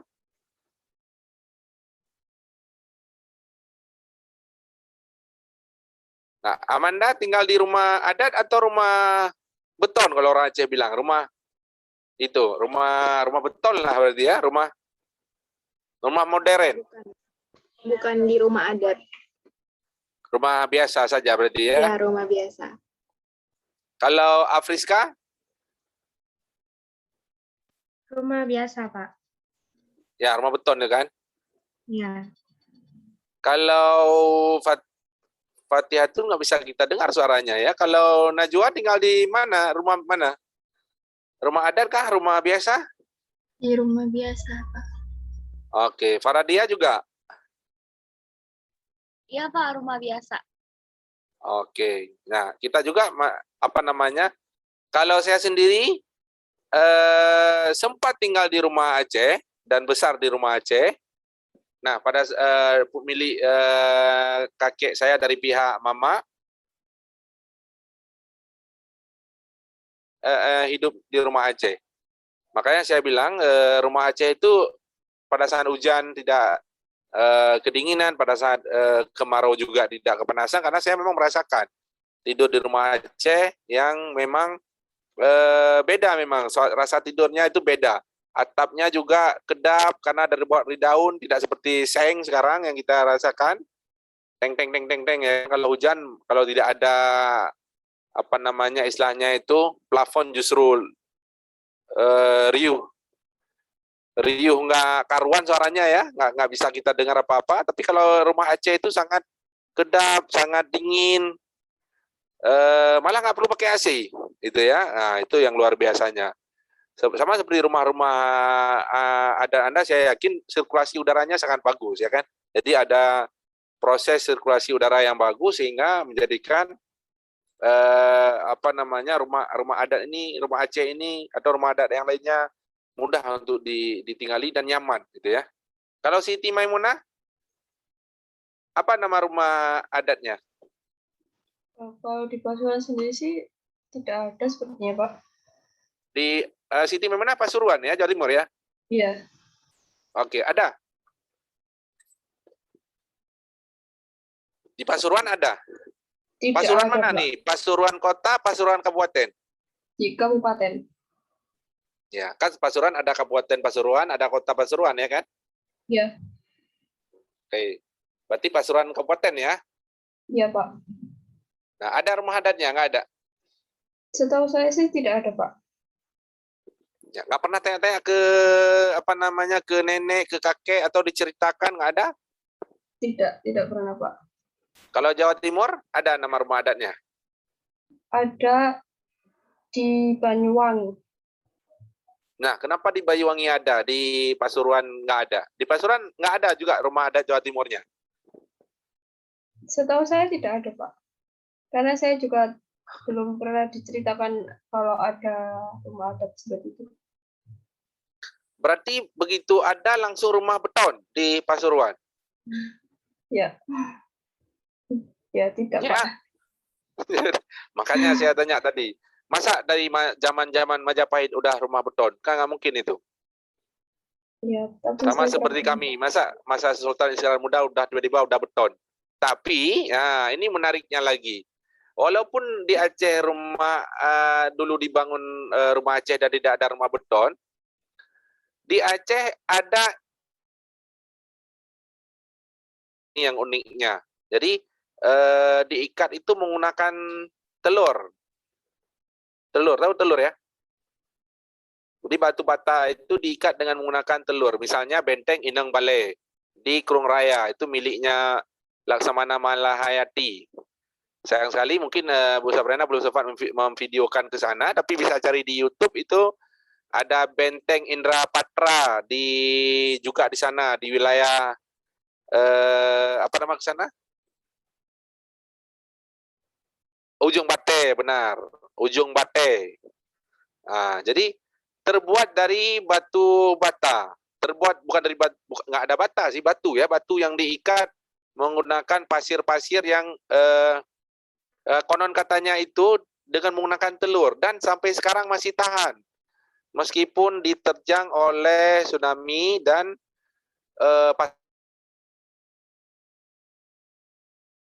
karena memang untuk pertahanan pesisir Laksamana Malahayati waktu itu.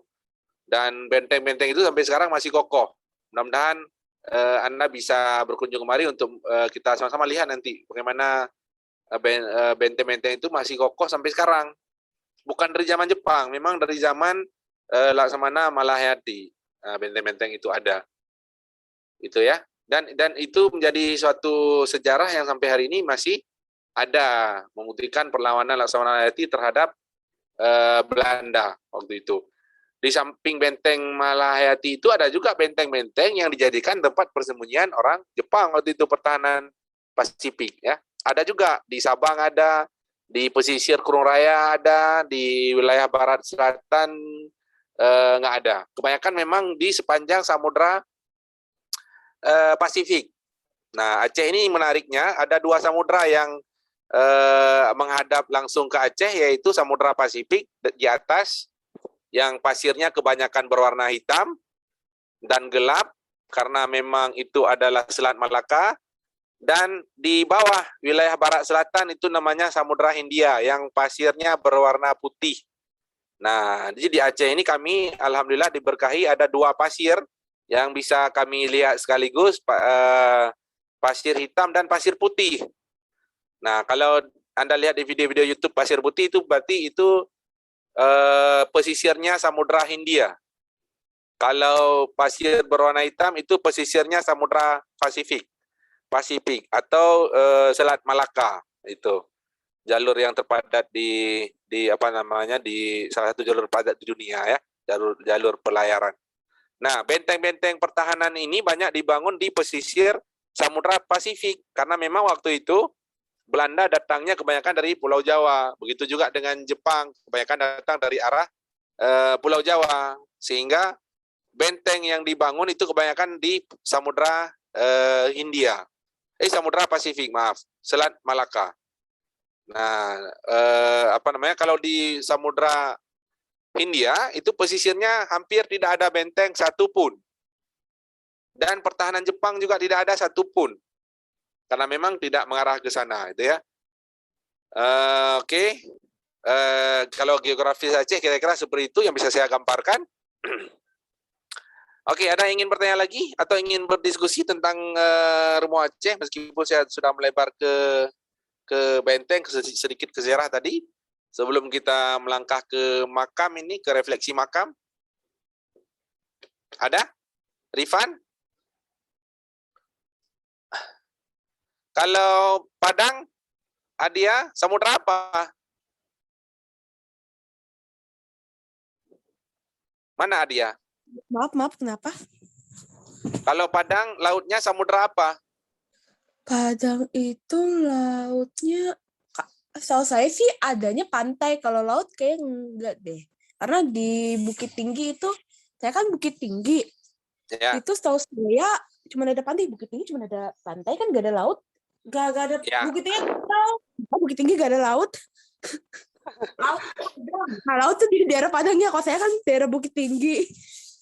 Ya, maksud saya Padang itu menghadap ke Samudra Hindia juga kan, sama seperti kami kan, yang di bawah kan, di sebelah utara kan. Wah, saya Di lautnya deh. ya, iya, kayak kalau saya tanya ibu saya katanya iya kayaknya. Enggak di Padangnya. Kalau di Padangnya, kalau Bukit Tinggi Ya. pasti. Ya. Ya, kalau di Bukit Tinggi ya tidak ada laut lah. Betul, Pantai, betul. iya. Kalau seperti kami ya, misalnya di Aceh Tengah, walaupun ada namanya laut Danau Tawar, nah, itu Laut Tawar itu juga sebenarnya bukan laut, danau, tapi orang Aceh Tengah menyebutnya laut, gitu ya. Dan tidak ada ombak, memang tidak ada ombak karena danau, tapi mereka menyebutnya laut, gitu ya. Kalau apa namanya, kalau Padang kayaknya pasirnya putih juga ya kayaknya ya, sama seperti kontur di Aceh ya, yang Samudra Hindia ya. Sepertinya. Iya, terakhir soal saya waktu ke Padang, iya. Pantai Karolin. Yang dulu itu loh, waktu kita sama Yang anak. banyak ikan-ikan itu depannya. Nah, iya. Sebuah iya deh, pasirnya agak putih. Putih ya Bu ya. Iya. Iya kan sama seperti di Aceh juga. Kalau kami yang hitam pasirnya itu justru yang Samudra Pasifiknya yang ke atas, misalnya Luk Semawe, Sigli, sampai ke Medan, nah itu pasirnya hitam semua, sampai ke Langsa. Kalau yang barat selatan, mengikuti kontur Padang itu memang sebelah baratnya itu, barat selatannya itu hampir semua, dan memang tidak ada pasir hitam. Yang saya jajaki memang nggak ada pasir hitam, semuanya pasir putih dan sangat indah ya, sama seperti di Padang juga. Kebanyakan gunung-gunungnya juga dari karang, sehingga begitu berpapasan dengan laut itu sangat indah ya. Ikan-ikannya juga banyak ikan karang gitu. Oke, ada yang ingin ditanyakan tentang ini? Insya Allah nanti berarti akan ada juga, Anda juga diberi kesempatan nanti akan menciptakan rumah adat sendiri. Nah, siapkan video terbaik Anda berarti ya Bu Sabriana ya. Siapkan kamera dan perlengkapan yang memang diperlukan untuk mengambil gambar-gambar terbaik. Silakan berkarya nih. Mumpung ada modul Nusantara yang memfasilitasi Anda untuk berkarya. Jangan hanya berkarya di TikTok ini, di sini juga. Silakan buat TikTok juga, Rizky, mungkin ya, TikTok rumah-rumah adatnya sendiri ya. Ya, nanti mungkin mahasiswa bisa membuat TikTok tentang kenali asalku ya, buat tentang rumah adat ya dan budaya-budayanya. Nanti ada tuh di sesi kegiatan kebinekaan selanjutnya nanti ada ya. Terima kasih Pak Ade. Selanjutnya mungkin ada ingin tanyakan tentang nilai-nilai yang didapat selama kunjungan ke museum. Mungkin ada yang ini sekalian kita menjawab pertanyaan yang ada di assignment ya. Silakan Anda tanyakan. Kalau tidak ada mungkin kita yang tanyakan nih Pak Ade nih. Gimana Kak Juni? Silakan Kak Juni. Boleh juga Bu.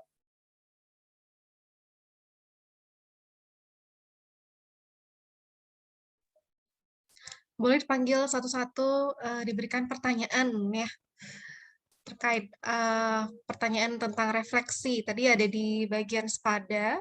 Silakan Kak Juni memanggil satu-satu. Baik, apakah terdengar suara?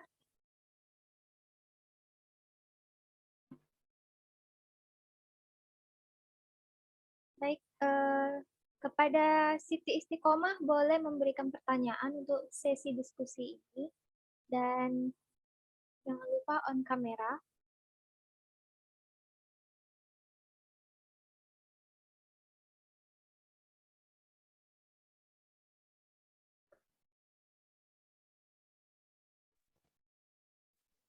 Tidak ada sepertinya ya. Siti Istiqomah, tidak ada. Oke, kita ke Ana Rofikoh. Dipersilakan untuk memberikan pertanyaan pada sesi diskusi hari ini. Halo Ana Rofikoh.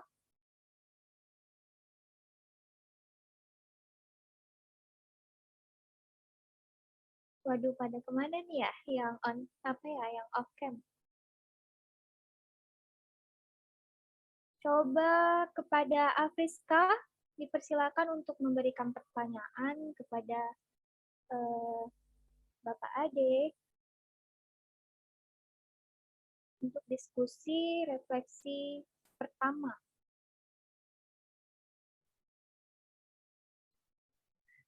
Saya nggak ngasih pertanyaan, Kak. Cuma mau bilang kalau waktu kecil dulu pernah tinggal di rumah joglo sebentar.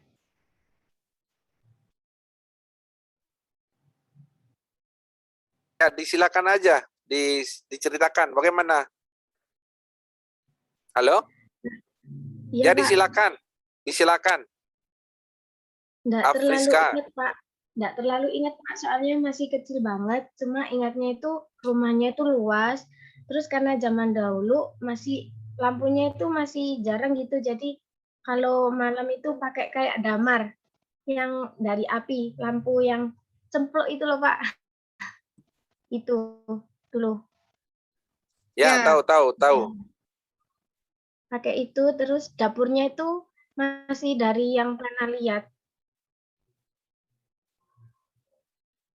Ya. Terus rumah itu kemana sekarang, Afriska? Rumahnya orang tua berarti, bukan nenek? Rumahnya buyut, Pak. Ibunya Oke. nenek. Terus sekarang rumahnya?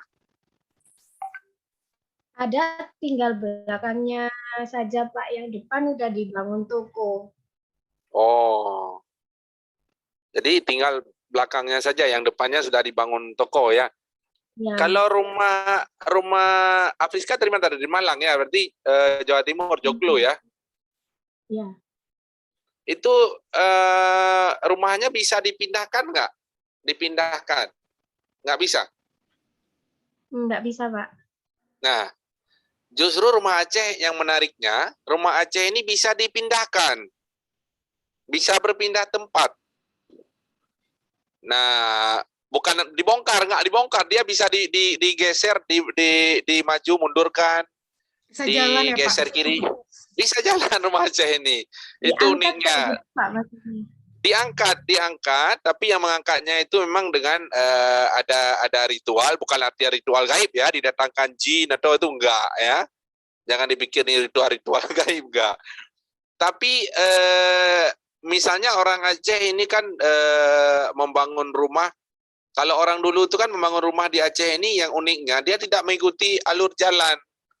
Jadi rumahnya itu kebanyakan rumah Aceh itu jauh dari jalan, masuk ke dalam-dalam, tapi tidak mengikuti jalan. Kalau sekarang kan pembangunan rumah kebanyakan kan mengikuti jalan ya, dan orang berlomba-lomba beli tanah di pinggir jalan ya kan. Di Aceh sekarang begitu. Di tempat Anda begitu juga, Timothy?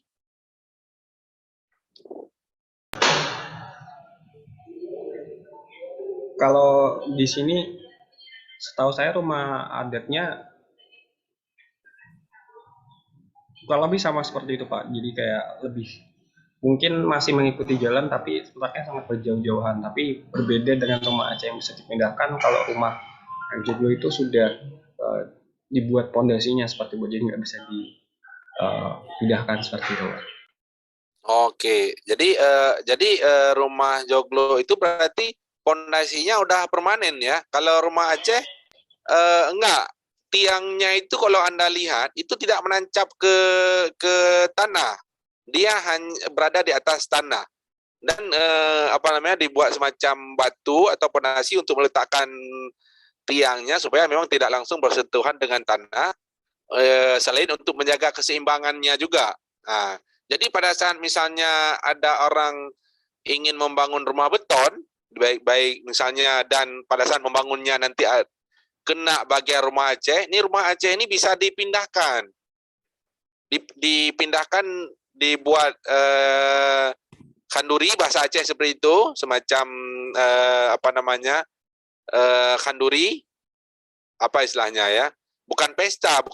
Kalau pesta itu kalau di Aceh itu lebih kepada pernikahan. Ini khanduri semacam syukuran seperti itu untuk pemindahan rumah Aceh di tepung tawari, bahasa Acehnya di Besiju, kemudian dibacakan doa dan dipindahkan.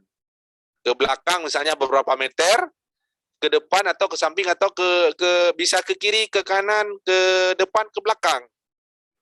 Nah, ini ada dan saya SMA masih ada rumah nenek saya itu.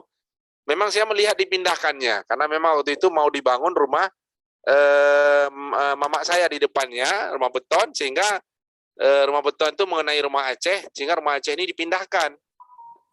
Nah, dipindahkan, diikat dengan menggunakan kayu-kayu, dan dia dipindahkan oleh orang ini, butuh orang banyak memang, sekitar puluhan lah waktu itu. Puluhan, ada satu syekh yang mengomandoi, kemudian memberi aba-aba, dan secara serentak dipindahkan, pelan-pelan. Ada videonya, sempat ada videonya dulu, memang ada, kalau dulu nggak ada yang rekam, tapi kemarin-kemarin itu ada videonya.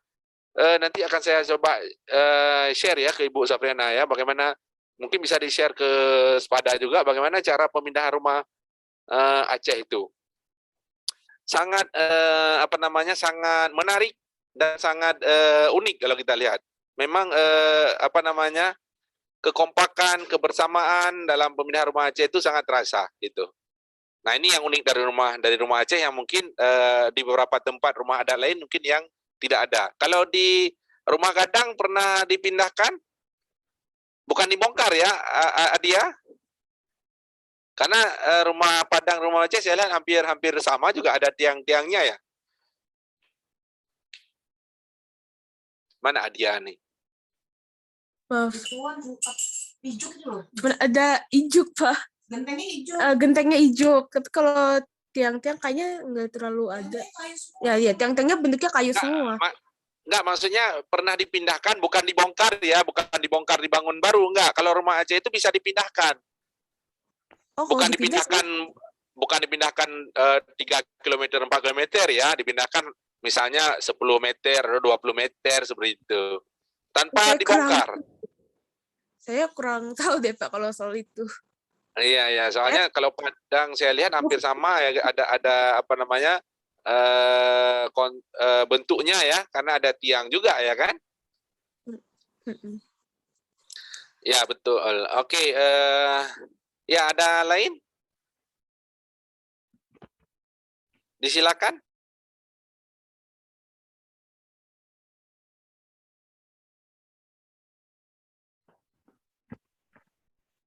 Oke, sepertinya dilanjutkan dulu Pak. Nanti kita akan berikan pertanyaan kepada mahasiswa.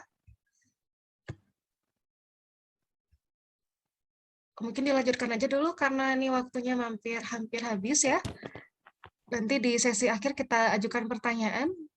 Bagaimana Pak Ade?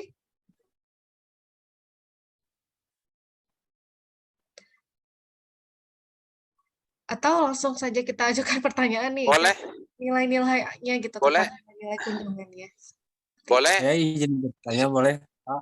Boleh, silakan. Siapa? Rizky ya? Ya, Pak. Silakan Rizky.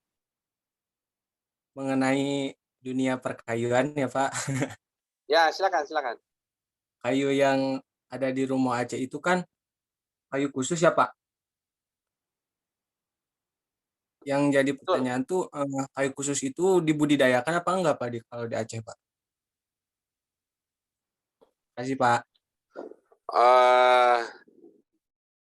Pak Semato atau damar tadi dibilang itu, di Aceh itu nggak ada yang budidayakan.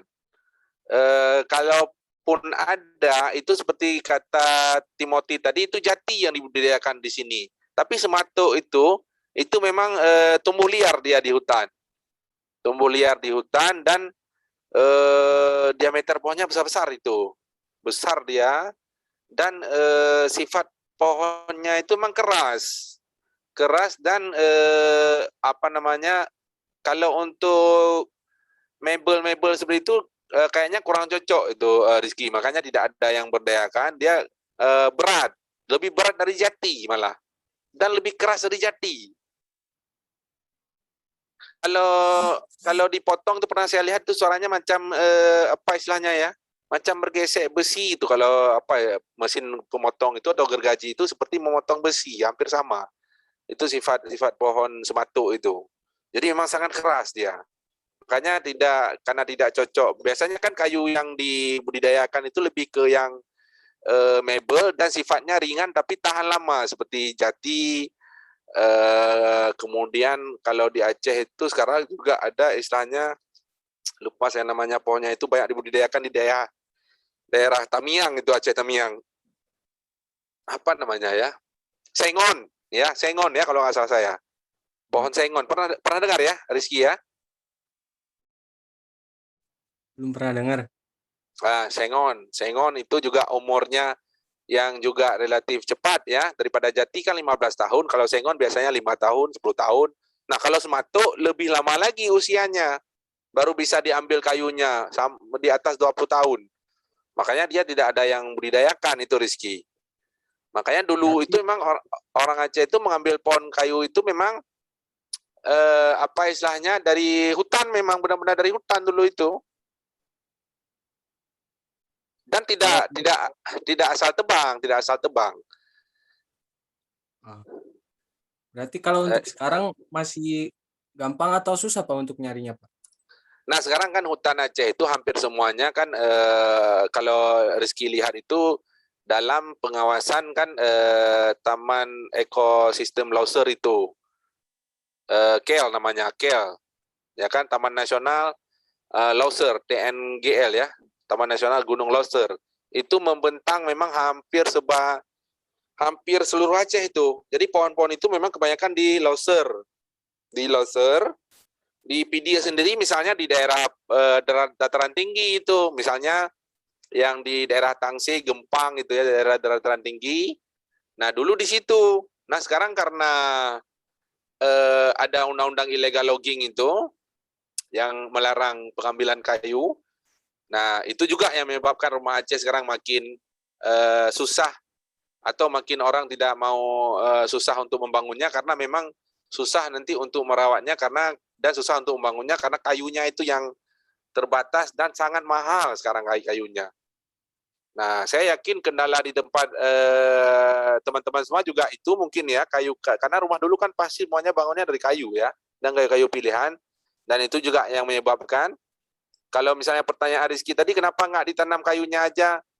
Kayu sematuk itu aja butuh waktu 20 tahun ke atas untuk bisa dipanen tuh. Kalau saya tanam sekarang misalnya umur saya 33 tahun. Saya mau berniat bangun rumah Aceh, tanam kayu dulu. Berarti saya bangun rumah Aceh berapa tuh? 20, katakanlah 20 tahun panennya. 53 tahun saya bangun rumah Aceh. Kalau saya hidup 63 tahun, berapa tahun saya menikmati, ya kan? Jadi kalau orang sekarang kan lebih memikirkan yang ini ekonomis saja lah nilainya, kan begitu Rizky ya? Ya Pak.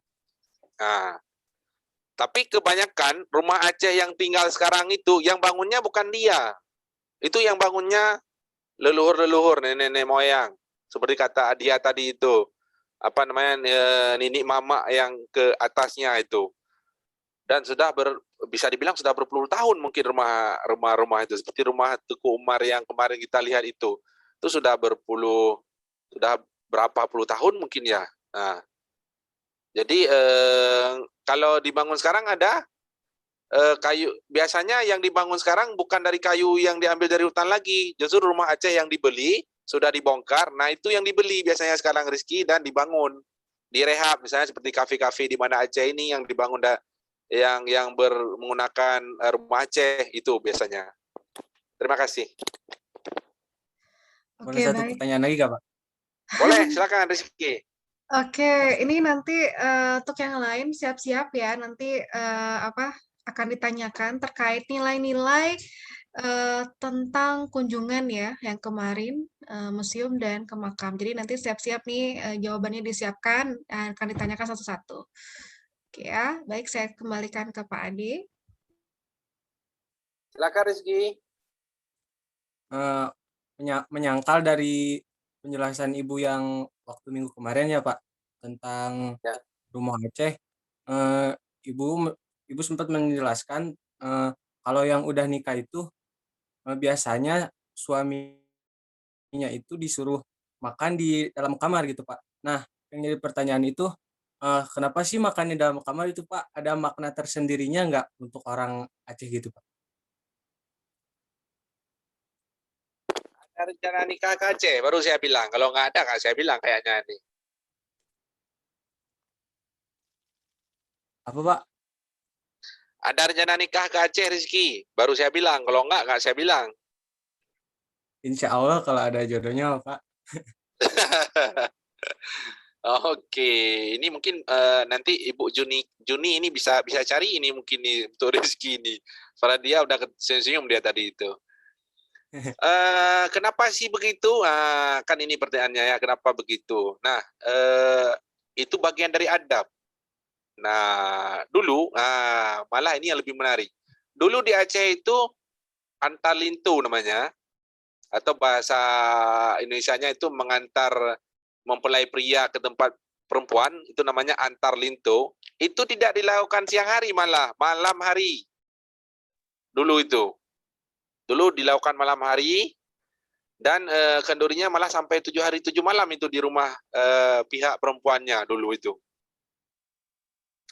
Jadi diantaranya malam hari. Kemudian malam pertamanya si Linto ini di rumah perempuan ini, dara barunya ini, dia tidak sendirian dulu, malah ditemani oleh pihak-pihak selangki namanya kalau di Aceh itu. Selangki itu adalah orang yang mempertemukan antara pihak laki-laki ini dengan pihak perempuan nih. Dulu kan nggak ada handphone, beda dengan sekarang nih ya kan. Nggak ada WA, nggak ada TikTok, nggak ada apa-apa dulu. Jadi perkenalkannya itu melalui selangki namanya itu. Selangki itu ibaratnya narah hubung. Nah, paham Rizky ya? Di depan Rizky apa nama dulu itu orang-orang memperkenalkan kayak gitu? Kayak biru jodoh kayak gitu, kayak mak comblang lah kalau kita bilang sekarang. Wali Pak sih. Namanya Bukan wali. wali memang pihak ayah perempuannya. Ini memang selangki, bahasa Acehnya itu narah hubung atau mak comblang. Ya kan? Nah, tapi bukan mak comblang di Aceh ini bukan orang-orang yang bukan memang dia bekerja di biro jodoh, enggak. Tapi dia memang misalnya pihak laki-lakinya ingin sudah siap matang berkeluarga. Siapa yang biasanya selangki di kampung itu? Nah, dia pergi ke situ. Atau orang yang dia kenal, dia kemudian menceritakan, melihat seorang gadis gini. Dari situlah proses itu terjadi. Gitu ya. Nah, kenapa tadi makannya harus di kamar itu bagian dari adab? Karena kan si laki-laki ini kan masuk ke rumah perempuan ini sebagai tamu ini, tamu. Ya, tamu masak pertama langsung sudah ke dapur. Kan nggak sopan ya kan? Kita masuk ke rumah orang kan nggak mungkin langsung ke dapur. Ya, di mana dipersilakan. Di ruang tamu kan seperti itu. Nggak mungkin kita langsung berkeliaran di rumah orang. Walaupun kita sudah menjadi bagian dari keluarga itu. Nah, itu bagian dari adab kalau di Aceh. Jadi sampai beberapa bulan itu seperti itu memang dihidangkan ke kamar. Jadi si laki-laki ini makan memang di kamar dia sendiri. Nah, setelah bulan depannya itu baru setelah dia terbiasa dengan kehidupan di situ baru dia akan membaur ya. Dan memang apa istilahnya ya, kalau baru-baru seperti itu memang jarang di Aceh yang langsung duduk misalnya dengan mertuanya makan bersendagoro ini enggak di Aceh ya. Ada adab-adab yang memang tidak boleh memang tidak tertulis, tapi itu bagian dari adat istiadat. Jadi di Aceh itu ada istilahnya adat bak poto merhum, hukum bak syakwala. Itu ya. Kanun bak putrofang, resam bak laksamana. Nah, itu adat dan hukum itu lagi sifat lagi zat dengan sifat. Nah, itu dia. Jadi adat dan hukum di Aceh ini memang sangat kental. Seperti zat dan sifat. Misalnya bagaimana seperti zat dan sifat maksudnya itu? Zatnya api, sifatnya apa? Panas gitu ya. Itu memang tidak bisa dipungkiri. Nggak mungkin api itu dingin. Nah, seperti itu juga adat dan hukum di Aceh ini. Adat dan hukum itu memang saling melekat. Kadang orang bilang itu adat, kadang orang bilang itu hukum. Susah kali membedakan antara adat dan hukum itu di Aceh.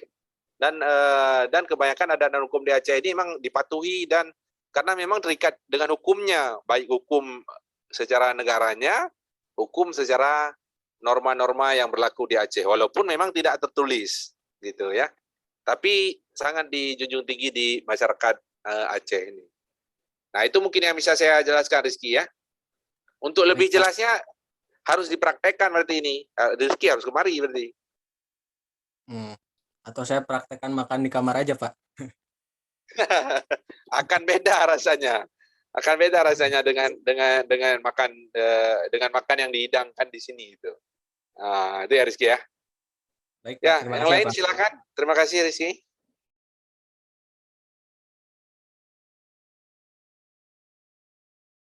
Sudah jam 4 ini Ibu Sabriana ya. Dan di sini juga sudah azan. Oke, baik. Juni bisa dibimbing adik-adik ini mahasiswanya untuk kita diskusi ya. Kira-kira tadi nih banyak nih pembicaraan terkait dengan Rumah Aceh nih. Menarik sekali nih. Tadi ya Ibu lihat, Ibu dengar. Kita karena waktu juga ya. Jadi kita mau diskusi terkait kira-kira nilai-nilai apa ya yang kita rasakan selaku sebagai mahasiswa dalam melestarikan atau menjunjung nilai-nilai yang ada selama kita mengunjungi museum dan makam gitu. Kira-kira ada nggak yang mau mengutarakan? Jadi sekalian menjawab pertanyaan juga nih ya dari assignment.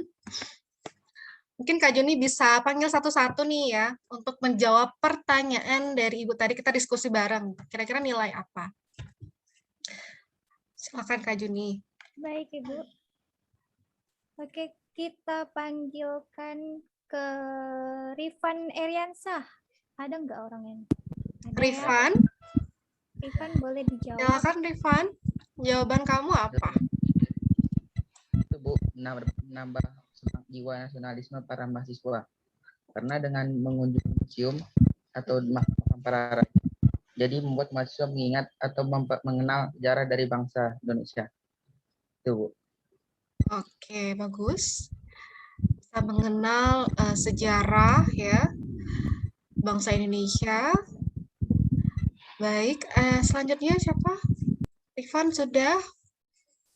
Selanjutnya Timotius ini kok ada di Mars nih. Timotius. Oh, Oke. yang ini ya. Timotius. Baik, terima kasih Kak Juni. Mungkin ini menurut pendapat saya aja ya, Bu dan teman-teman semuanya. Kalau berdasarkan apa yang sudah saya tangkap kemarin, yang pertama itu mungkin yang paling kental itu adalah yang paling terasa adalah gimana sih ternyata tuh budaya Aceh itu sangat-sangat indah, dan juga yang di dalam budayanya itu juga ada nilai-nilai keagamaan, juga ada nilai-nilai toleransinya, dan juga ada filosofi-filosofi yang ternyata itu sangat-sangat bagus sekali jika misalkan itu bisa dicerminkan dalam kehidupan sehari-hari seperti itu. Terima kasih sebelumnya. Oke. Terima kasih Timotius. Yang lain, terima kasih kesempatan lagi. Faradia.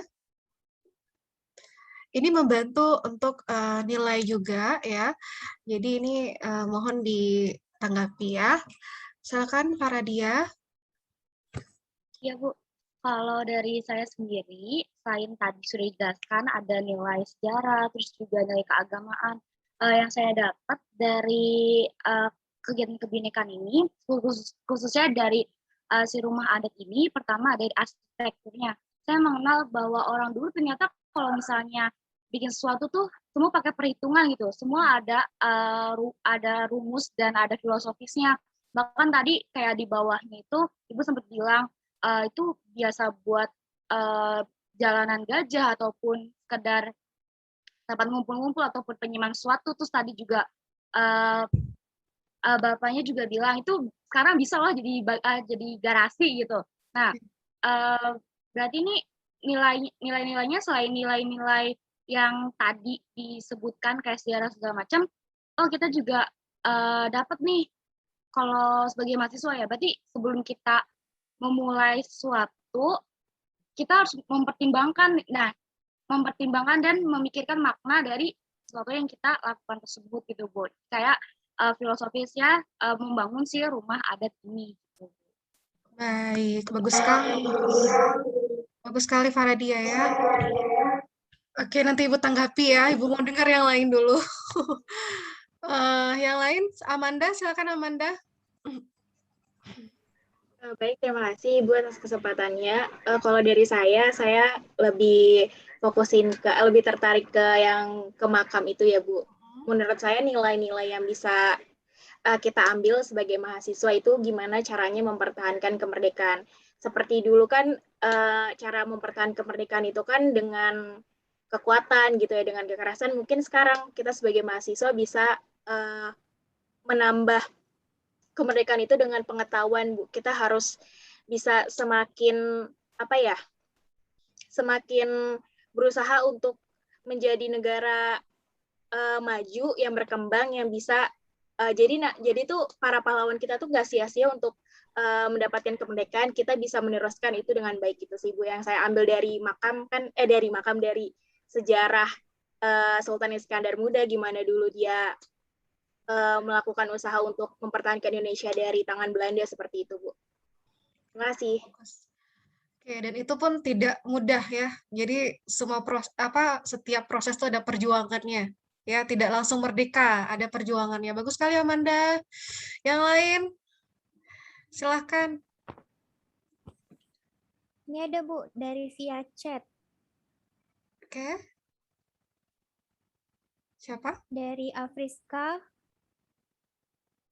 Afriska ada bermasalah ya? Oh ya, sinyalnya kurang stabil. Silakan Kak Juni dibaca. Oke. Menurut Afriska, banyak sekali nilai dan budaya yang bisa dipelajari, apalagi perbedaan budaya dan kebiasaan sehari-hari. Dan di mana Aceh terkenal dengan nilai religius dan adab yang sangat menjunjung tinggi. Itu dari Afriska, Bu. Oke, nilai-nilainya. Silahkan, bagus sekali Afriska. Selanjutnya, ayo yang belum. Aurel. Saya ingin Silakan, mencoba Aurel. menjawab, Bu. Saya melihat dari sisi sejarahnya.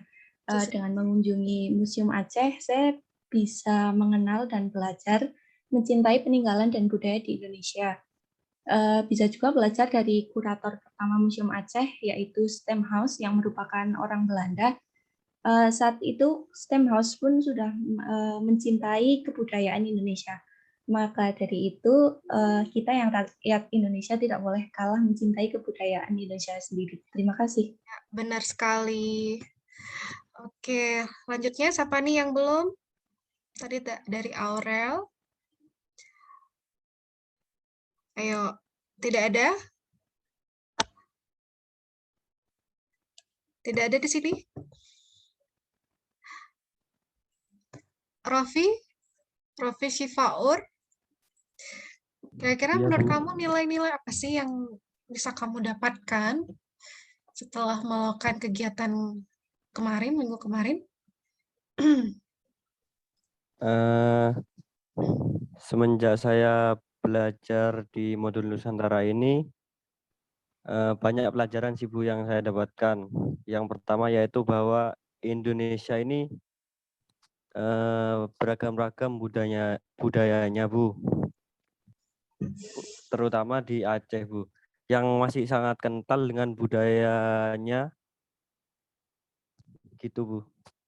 Terus untuk mungkin sih di daerah saya ini berbeda Bu dengan Aceh, karena di daerah saya ini